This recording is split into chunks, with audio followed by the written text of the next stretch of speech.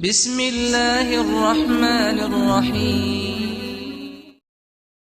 السلام علیکم دوستو، مسلم رول ماڈلز میں خوش آمدید۔ اگر آپ ہر مسلمان کے رول ماڈل صحابہ کرام کی زندگی مبارکہ میں دلچسپی رکھتے ہیں، مسلم رول ماڈلز کو سبسکرائب کریں اور گھنٹی والے بٹن کو ضرور دبائیں۔ آج کی اس ویڈیو میں تعارف ہوگا اس ہستی کی زندگی کا جس کی شان کو لفظوں میں بیان نہیں کیا جا سکتا۔ آپ ذرا سوچئے، اس ہستی کی شان کو کیسے بیان کیا جا سکتا ہے جس کے اندر شرم اور حیا اتنی تھی کہ فرشتے بھی اس سے شرماتے تھے، جس پر نبی کریم صلی اللہ علیہ وسلم کو اتنا بھروسہ تھا۔ نبی کریم صلی اللہ علیہ وسلم نے اپنی دو بیٹیاں ایک کے بعد دوسری اس کے نکاح میں دی۔ کیا شان ہے اس ہستی کی، اللہ اکبر! یہ ہستی کوئی اور نہیں، مسلمانوں کے تیسرے خلیفہ رسول امیر المؤمنین سیدنا عثمان غنی رضی اللہ تعالی عنہ اجمعین ہیں۔ پوری دنیا میں کوئی بھی انسان ایسا نہیں گزرا جس کا نکاح کسی بھی نبی کی دو بیٹیوں سے ہوا ہو سوائے سیدنا عثمان غنی کے۔ نبی کریم صلی اللہ علیہ وسلم نے پہلے اپنی بیٹی رقیہ رضی اللہ تعالی عنہ کا نکاح حضرت عثمان غنی سے کیا، لیکن جب بدر کی لڑائی والے دن حضرت رقیہ رضی اللہ تعالی عنہ کی وفات ہو گئی، نبی کریم صلی اللہ علیہ وسلم نے اپنی دوسری بیٹی حضرت ام کلثوم رضی اللہ تعالی عنہ کا نکاح حضرت عثمان غنی رضی اللہ تعالی عنہ سے کر دیا۔ نبی کریم صلی اللہ علیہ وسلم کو عثمان رضی اللہ تعالی عنہ سے اتنی محبت تھی، آپ نے فرمایا اگر میرے 40 بیٹیاں ہوتی تو ایک ایک کر کے ساری حضرت عثمان رضی اللہ تعالی عنہ کے نکاح میں دے دیتا۔ نبی کریم صلی اللہ علیہ وسلم کی دو بیٹیوں سے نکاح کرنے کی وجہ سے نبی کریم صلی اللہ علیہ وسلم نے حضرت عثمان کو جن نورین کا لقب دیا، یعنی دو نور والا۔ حضرت عثمان رضی اللہ تعالی عنہ اجمعین کی پیدائش نبی کی پیدائش کے 6 سال بعد قریش کے بنو امیہ خاندان میں ہوئی۔ آپ کے والد کا نام عفان تھا، جو نبی کریم صلی اللہ علیہ وسلم کی نبوت کے اعلان سے پہلے فوت ہو گئے۔ آپ کے والد کی وفات کے بعد آپ کی پرورش آپ کے چچا نے کی۔ عروہ آپ کی والدہ کا نام تھا۔ آپ کی والدہ نبی کریم صلی اللہ علیہ وسلم کی پھوپھی جاد بہن تھی، یعنی حضرت عثمان رضی اللہ تعالی عنہ نبی کریم صلی اللہ علیہ وسلم کی پھوپھی کی لڑکی کے لڑکے تھے۔ آپ کا نسب 5ویں پشت پر جا کر نبی کریم صلی اللہ علیہ وسلم کے نسب سے مل جاتا ہے۔ آپ کا نام عثمان تھا اور اسی نام سے آپ مشہور ہوئے۔ آپ کے 2 لقب بھی بہت مشہور ہوئے۔ ایک ذوالنورین تھا، جو نبی کریم صلی اللہ علیہ وسلم کی 2 بیٹیوں سے نکاح کرنے کی وجہ سے آپ کو ملا۔ دوسرا لقب غنی تھا۔ آپ کا شمار مکہ کے ایماندار اور بڑے تاجروں میں ہوتا تھا۔ نیکی کے کاموں میں بہت خرچ کرتے تھے، اس لیے غنی کے لقب سے مشہور ہوئے اور یہی لقب آپ کے نام کا حصہ بھی بنا۔ حضرت عثمان رضی اللہ تعالی عنہ ان حضرات میں سے ہیں جن کو حضرت ابوبکر صدیق رضی اللہ تعالی عنہ نے دعوت دی اور وہ مسلمان ہو گئے۔ حضرت عثمان، حضرت ابوبکر صدیق، حضرت علی، حضرت زید بن حارث ان کے بعد مسلمان ہونے والے چوتھے شخص ہیں۔ آپ شروعاتی دور میں ہی مسلمان ہو گئے تھے۔ جب آپ مسلمان ہوئے تو آپ کا پورا خاندان آپ سے ناراض ہو گیا، آپ کے خلاف ہو گیا اور آپ کو تکلیف دینی شروع کر دی۔ آپ کا چچا حکم بن ابی العاص اتنا ناراض اور غصہ ہوا، اس نے آپ کو پکڑ کر مارنا شروع کیا۔ جب اس کا مارنے سے من نہیں بھرا تو حضرت عثمان رضی اللہ تعالی عنہ کو رسی سے باندھ دیا اور کہا تم نے اپنے باپ دادا کا دین چھوڑ کر ایک نیا دین اختیار کر لیا ہے، اب جب تک تم اس نئے دین کو نہیں چھوڑو گے میں تمہیں نہیں چھوڑوں گا۔ یہ سن کر حضرت عثمان رضی اللہ تعالیٰ عنہ نے کہا اللہ کی قسم دین اسلام کو میں کبھی نہیں چھوڑ سکتا اور نہ ہی کبھی ایمان کی دولت سے دستبردار ہو سکتا ہوں۔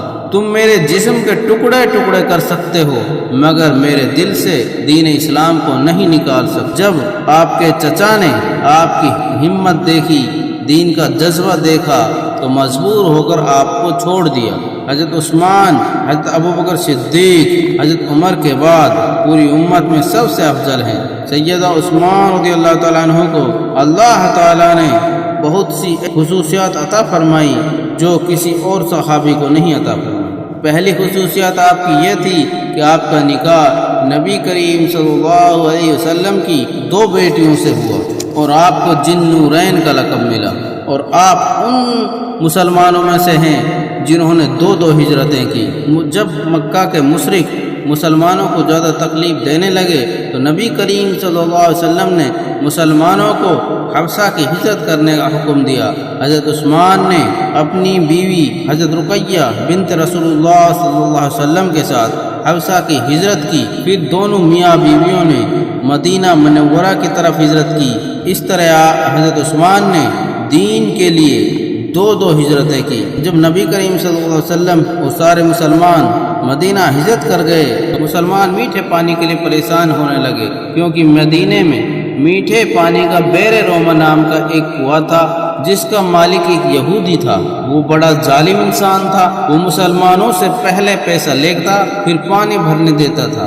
نبی کریم صلی اللہ علیہ وسلم نے فرمایا، جو شخص اس کنویں کو خرید کر اللہ کی راہ میں وقف کر دے گا اس کو جنت ملے گی۔ حضرت عثمان رضی اللہ تعالیٰ عنہ نے وہ کنواں اس یہودی سے 35,000 درہم میں خرید کر لوگوں میں دان کر دیا۔ اب کوئی اس کنویں سے پانی بھر سکتا تھا۔ نبی کریم صلی اللہ علیہ وسلم حضرت عثمان رضی اللہ تعالیٰ عنہ سے خوش ہوئے اور آپ کو جنت کی بشارت دی۔ مدینے میں جب مسلمانوں کی تعداد بڑھنے لگی اور مسجد نبوی چھوٹی پڑنے لگی، نبی کریم صلی اللہ علیہ وسلم نے فرمایا، جو شخص مسجد کے قریب والی جگہ خرید کر دے گا اس کو جنت ملے گی۔ حضرت عثمان رضی اللہ تعالیٰ عنہ نے اس زمین کے مالک سے وہ زمین خرید کر مسجد نبوی میں شامل کر دی۔ یہ شرف بھی آپ کو حاصل ہے۔ پھر جب صلح حدیبیہ کے دن نبی کریم صلی اللہ علیہ وسلم نے حضرت عثمان کو مکہ والوں کے پاس سفیر بنا کر بھیجا۔ حضرت عثمان رضی اللہ تعالیٰ عنہ کے مکہ پہنچنے کے بعد بارگاہ نبوت میں یہ افواہ پھیل گئی کہ کفار مکہ حضرت عثمان کو قید کر کے قتل کرنا چاہتے ہیں۔ نبی کریم صلی اللہ علیہ وسلم یہ برداشت نہ کر سکے اور صحابہ اکرام کو اکٹھا کیا اور اپنے دائیں ہاتھ پر بایاں ہاتھ رکھ کر کہا، یہ میرا ہاتھ ہے اور یہ عثمان کا ہاتھ ہے۔ پھر صحاباؤں سے بیعت رضوان لی کہ حضرت عثمان کے انتقام میں سر دھڑ اور جان کی بازی لگا دیں گے، لیکن عثمان کا انتقام لیے بغیر پیچھے نہیں ہٹیں گے۔ نبی کریم صلی اللہ علیہ وسلم نے اپنے ہاتھ کو عثمان کا ہاتھ بتایا۔ یہ عزت، یہ شرف بھی آپ کے علاوہ کسی اور صحابی کو نہیں ملی۔ حضرت عثمان رضی اللہ تعالیٰ عنہ کے اندر بھی کمال ایمان اور محبت رسول اتنی تھی، جب مکہ والوں نے حضرت عثمان رضی اللہ تعالیٰ عنہ سے کہا کہ تم طواف کر سکتے ہو، حضرت عثمان نے فرمایا، میں نبی کریم صلی اللہ علیہ وسلم کی اجازت کے بغیر ہرگز طواف نہیں کر سکتا۔ اللہ اکبر۔ جب حضرت علی رضی اللہ تعالیٰ عنہ اور فاطمہ رضی اللہ تعالیٰ عنہ کا رشتہ طے ہوا اور حضرت علی کے پاس اپنی زرہ کے علاوہ کوئی اور سامان نہیں تھا جس کو بیچ کر حضرت علی مہر کا بندوبست کرتے، حضرت علی اپنی زرہ کو بیچنے بازار گئے تو حضرت عثمان نے 400 درہم میں وہ زرہ آپ سے خرید کر وہ زرہ شادی کے تحفے کے طور پر حضرت علی کو واپس کر دی۔ یہ سب بھی حضرت عثمان کو حاصل ہے۔ جس وقت جب نبی کریم صلی اللہ علیہ وسلم اس وقت دنیا کی سب سے بڑی سلطنت کیسر روم کے مقابلے میں غزوہ تبوک کے لیے لشکر تیار کر رہے تھے، وہ وقت سخت تنگی کا زمانہ تھا، صحابہ مالی طور پر بہت تنگ تھے۔ اس وقت عثمان غنی رضی اللہ تعالیٰ عنہ نے 1000 اونٹ، جنگی سامان سمیت 50 گھوڑے، کئی ہزار درہم اور دینار پیش کیے تو نبی کریم صلی اللہ علیہ وسلم کا چہرہ خوشی سے چمک گیا اور آپ صلی اللہ علیہ وسلم درہم اور دیناروں کو ایک ہاتھ سے دوسرے ہاتھ پہ ڈالتے اور فرماتے، آج کے بعد عثمان جو عمل بھی کرے اس کو کوئی نقصان نہیں ہوگا۔ حضرت عثمان رضی اللہ تعالیٰ عنہ اتنے بڑے تاجر تھے اور اتنے امیر تھے، آج کے بڑے بڑے امیر اس کے سامنے زیرو ہیں۔ ایک بار مدینہ میں سوکھا پڑ گیا، پورے مدینے کے لوگ بہت زیادہ تنگ ہو گئے، لوگوں کے پاس کھانے پینے کو کچھ نہ رہا۔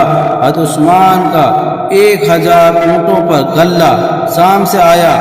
مدینے کے تاجروں نے حضرت عثمان سے مہنگے داموں پر خریدنا چاہا، لیکن حضرت عثمان رضی اللہ تعالیٰ عنہ نے وہ سارا غلہ اللہ کی راہ میں صدقہ خیرات کر دی۔ اللہ اکبر، اتنے بڑے غنی تھے آپ۔ حضرت عثمان رضی اللہ تعالیٰ عنہ حج کے مسائل تمام صحاباؤں میں سب سے زیادہ جاننے والے تھے۔ سیدنا عثمان رضی اللہ تعالیٰ عنہ کے آزاد کرتا غلام بیان کرتے ہیں کہ سیدنا عثمان رضی اللہ تعالیٰ عنہ جب کسی قبر کے پاس کھڑے ہوتے تو اس قدر روتے کہ آپ کی داڑھی بھیگ جاتی۔ آپ سے کہا گیا جنت اور جہنم کا تذکرہ ہوتا ہے تو آپ نہیں روتے، لیکن قبر کے پاس روتے ہیں۔ تو کہنے لگے رسول اللہ صلی اللہ علیہ وسلم نے فرمایا قبر آخرت کی منزلوں میں سے پہلی منزل ہے، اگر انسان اس سے نجات پا گیا اس کے بعد والا معاملہ اس سے آسان ہوگا، اور اگر وہ اس سے نہ بچ سکا تو اس کے بعد کا معاملہ اس سے بھی زیادہ سخت ہوگا۔ اللہ اکبر۔ امیر المومنین سیدنا عثمان رضی اللہ تعالیٰ عنہ کو اللہ رب العزت نے بہت زیادہ مال و دولت سے نوازا تھا، اور آپ اسے دن رات اللہ کے راستے میں بے دریغ خرچ کیا کرتے تھے۔ حضرت عمر رضی اللہ تعالیٰ عنہ کا جب آخری وقت آیا تو حضرت عمر رضی اللہ تعالیٰ عنہ نے 6 صحابیوں کی ایک مجلس سورہ بنائی، جن میں حضرت عثمان رضی اللہ تعالیٰ عنہ، حضرت علی رضی اللہ تعالیٰ عنہ، حضرت زبیر، حضرت طلحہ، حضرت سعد، حضرت عبد الرحمن بن عوف اور اپنے بیٹے عبداللہ بن عمر کو بھی ان میں شامل کیا، اور اپنے بیٹے کے بارے میں فرمایا اس کی رائے لے لینا لیکن اس کو خلیفہ مت بنانا۔ ان سب حضرات نے مل بیٹھ کر مشورہ کیا اور آخر میں سارے حضرات حضرت عثمان رضی اللہ تعالیٰ عنہ کو خلیفہ بنانے میں راضی ہو گئے۔ اس طرح حضرت عثمان ذی النورین مسلمانوں کے تیسرے خلیفہ بن گئے۔ حضرت عثمان کی خلافت کتاب و سنت اور حضرت ابوبکر صدیق اور حضرت عمر فاروق رضی اللہ تعالیٰ عنہ کی خلافت کی منہ بولی تصویر تھی۔ آپ اپنے دور خلافت میں فرماتے تھے اگر میں نے کسی پر ظلم کیا ہے میں اس کے لیے اللہ تعالیٰ سے معافی مانگتا ہوں، یا اگر مجھ پر کوئی ظلم کیا گیا ہے میں اس کو معاف کرتا ہوں۔ حضرت عثمان اپنے لوگوں سے انتہائی محبت رکھتے تھے۔ حضرت عثمان انتہائی نرم دل انسان تھے۔ آپ اپنے دور خلافت میں لوگوں کے حالات دریافت کرتے تھے اور ان کی پریشانیوں کو معلوم کر کر ان کو دور کرتے تھے۔ حضرت عثمان غنی رضی اللہ تعالیٰ عنہ نے اپنے 12 سال کے دور خلافت میں آذربائیجان، آرمینیا اور بہت سے علاقوں کو فتح کر لیا۔ حضرت عثمان نے حضرت عمر فاروق رضی اللہ تعالیٰ عنہ کی 22,000 مربع میل ایریا کو حضرت عمر فاروق رضی اللہ تعالیٰ عنہ کے دور خلافت میں مسلمانوں نے 22,000 مربع میل ایریا کو فتح کیا، لیکن حضرت عثمان رضی اللہ تعالیٰ عنہ نے اس ایریا کو ڈبل کر کے 44,000 مربع میل تک اسلام پھیلا دیا۔ حضرت عثمان رضی اللہ تعالیٰ عنہ کے دور خلافت میں مسلمانوں نے سب سے پہلے سمندری جہاز بنا کر رومیوں سے حضرت امیر معاویہ کی قیادت میں سمندری پانی پر جنگ لڑی اور رومیوں کو نیست و نابود کر دیا۔ یہی وہ جنگ تھی جس کے بارے میں نبی کریم صلی اللہ علیہ وسلم نے پہلے ہی بشارت دے رکھی تھی۔ حضرت انس بن مالک بیان کرتے ہیں ایک دن نبی کریم صلی اللہ علیہ وسلم اپنی رضاء خالہ ام حرام بنت ملحان کے گھر سوئے ہوئے تھے۔ آپ صلی اللہ علیہ وسلم مسکراتے ہوئے جاگے۔ ام حرام کہتی ہیں کہ میں نے پوچھا یا رسول اللہ صلی اللہ علیہ وسلم آپ کیوں مسکرا رہے ہیں؟ آپ نے فرمایا میری امت کے کچھ لوگ خواب میں میرے سامنے لائے گئے جو اللہ کی راہ میں جہاد کرنے والے غازی تھے، وہ سمندر کے بیچ میں اپنی سواریوں پر اس طرح سوار تھے جیسے بادشاہ اپنے تختوں پر بیٹھے ہوتے ہیں۔ ام حرام کہتی ہیں کہ میں نے کہا یا رسول اللہ صلی اللہ علیہ وسلم آپ دعا کیجئے اللہ تعالیٰ مجھے بھی ان لوگوں میں شامل فرما دے۔ نبی کریم صلی اللہ علیہ وسلم نے ان کے لیے دعا کی اور فرمایا تم ان کے پہلے لشکر میں سے ہو۔ ام حرام سیدنا عثمان رضی اللہ تعالیٰ عنہ کے دور خلافت میں حضرت امیر معاویہ کی گورنری میں سمندر کے سفر پر روانہ ہوئی، لیکن سمندر پار کرنے کے بعد اپنی سواری سے گر کر شہید ہو گئی۔ حضرت عثمان غنی رضی اللہ تعالیٰ عنہ کے دور خلافت میں جب لوگوں میں قرآن کی قرأت کو لے کر لوگوں میں اختلاف ہونے لگا تو حضرت عثمان رضی اللہ تعالیٰ عنہ نے اس مصحف کو جس میں حضرت ابوبکر صدیق رضی اللہ تعالیٰ عنہ نے دور خلافت میں قرآن جمع کیا تھا، ابو بکر صدیق رضی اللہ تعالیٰ عنہ کے بعد وہ مصحف حضرت عمر کے پاس رہا۔ حضرت عمر رضی اللہ تعالیٰ عنہ کے بعد حضرت حفصہ رضی اللہ تعالیٰ عنہ کے پاس تھا۔ حضرت عثمان نے اس مصحف کی 7 نقل تیار کروا کر اپنے سارے گورنروں کو بھیج کر ساری امت کو ایک قرات حفص پر جمع کر دیا اور امت کو قرات کے فتنے سے بچا لیا۔ اسی لیے آج کے قرآن کو مصحف عثمانی کہا جاتا ہے۔ حضرت عثمان کے دور خلافت کے 6 سال مسلمانوں کے لیے فتح اور امن اور خوشحالی کے تھے، لیکن 6 سال بعد فتنوں کا دور شروع ہوا۔ ان فتنوں کو پھیلانے والے اور مسلمانوں کے پیٹھ میں مسلمان بن کر خنجر گھونپنے والے منافق لوگ جب مسلمانوں کو میدان جنگ میں نہیں ہرا سکتے تو یہ یہودی، نصرانی اور منافق لوگ مسلمانوں میں مسلمان بن کر گھس جاتے ہیں اور مسلمانوں میں فتنہ پھیلانا شروع کر دیتے ہیں۔ ایسا ہی ایک منافق عبداللہ بن سبا جو یہودی تھا لیکن وہ اسلام کو برباد کرنے کے لیے، مسلمانوں میں فتنہ پھیلانے کے لیے مسلمان بن کر ایک عالم، عابد، پرہیزگار ہونے کا ڈھونگ کیا اور منافق لوگوں کو پیسے سے خرید کر ایک گروہ تیار کیا اور میٹھی اور چکنی چپڑی باتوں سے مسلمانوں میں فتنہ پھیلانا شروع کیا۔ عبداللہ بن سبا ایک یہودی تھا جو یمن کا رہنے والا تھا۔ اس نے حضرت عثمان کے دور خلافت میں مسلمان ہونے کا ڈھونگ کیا اور حضرت عثمان کے خلاف لوگوں میں فتنہ پھیلانا، لوگوں کو بہلانا پھسلانے اور مسلمانوں کے علاقوں میں گھومنا شروع کیا۔ بصرہ میں بہت سے لوگ اس کے گروہوں میں شامل ہو گئے۔ پھر یہ لوگوں کو اپنے گروہ میں شامل کرتا ہوا کوفہ پہنچا۔ کوفہ کے گورنر نے تو اس کی حرکت دیکھ کر اس کو کوفہ سے نکال دیا۔ پھر یہ شام گیا، وہاں سے بھی امیر معاویہ نے اس کو بھگا دیا۔ پھر وہ وہاں سے بھاگ کر مصر پہنچا اور مصر کے لوگوں کو ورگلانا شروع کیا۔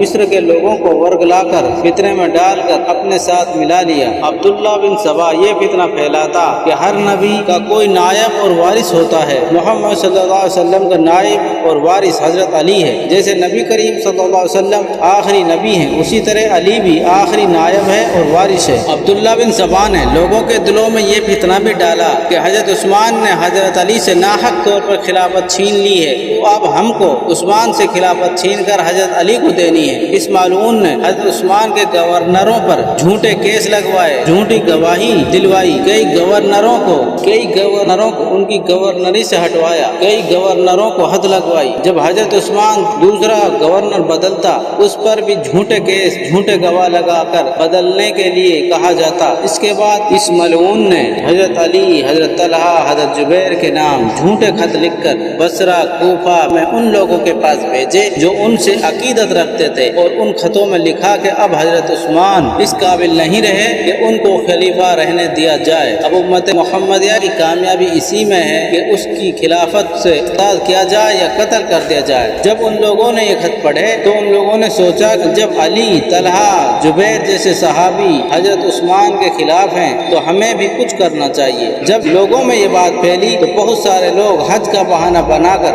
مدینہ کے لیے روانہ ہو گئے۔ ان لوگوں کے قافلوں کے سردار مسلمانوں کے بھیس میں یہودی تھے جو عبداللہ بن سبا کے خاص چیلے تھے۔ جب یہ لوگ مدینہ پہنچے، حضرت علی، حضرت طلحہ، حضرت زبیر نے ان کو ڈانٹ کر واپس کر دیا، لیکن عبداللہ بن سبا نے ایک اور چال چلی۔ اس نے حضرت عثمان کے غلاموں میں سے ایک غلام کو خرید کر اس سے ایک خط لکھوا کر اس پر حضرت عثمان کی مہر لگا کر مصر کی طرف بھیجا۔ اس سے پہلے حضرت عثمان نے حضرت عبدالرحمن بن ابو بکر کو مصر کا گورنر بنا کر اسے اپنی مہر کا خط لکھ کر بھیجا تھا، لیکن یہ غلام خط لے کر اپنے اونٹ پر بیٹھ کر حضرت عبدالرحمن بن ابو بکر کے پڑاؤ کے پاس سے اس طرح گزرا کہ لوگوں کو اس پر شک ہو جائے۔ پھر لوگوں کو جب اس پر شک ہوا تو لوگوں نے اسے پکڑا اور اس کی تلاشی لی۔ وہ جعلی خط جس میں لکھا تھا کہ جب عبدالرحمن بن ابو بکر مصر پہنچے تو اس کو قتل کر دینا۔ اس خط کو پڑھ کر عبدالرحمن بن ابو بکر کو بڑا غصہ آیا اور وہ واپس لوٹ کر مدینہ آ گئے اور اس نے حضرت عثمان سے اس کے بارے میں پوچھا تو حضرت عثمان رضی اللہ تعالیٰ عنہ نے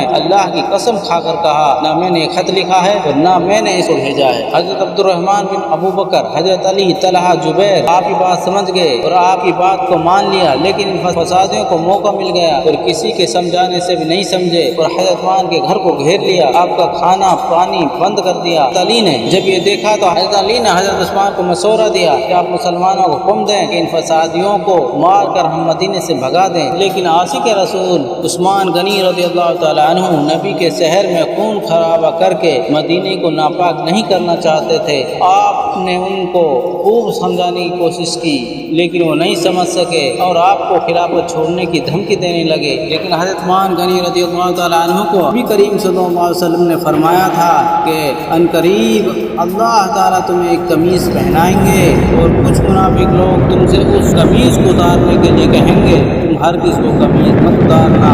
وہ ملعون حضرت عثمان سے خلافت کی اس قمیص کو اتروانا چاہتے تھے جس کی بشارت نبی کریم صلی اللہ علیہ وسلم نے حضرت عثمان کو دی تھی۔ حضرت عثمان یہ گوارہ نہیں کر سکتے تھے، پھر حضرت عثمان کو فسادیوں نے 18 ذی الحج روز جمعہ سن 35 ہجری کو شہید کر دیا۔ اس وقت آپ کی عمر 82 برس تھی۔ آپ کی مدت خلافت تقریباً 12 برس رہی۔ انا للہ و انا الیہ راجعون۔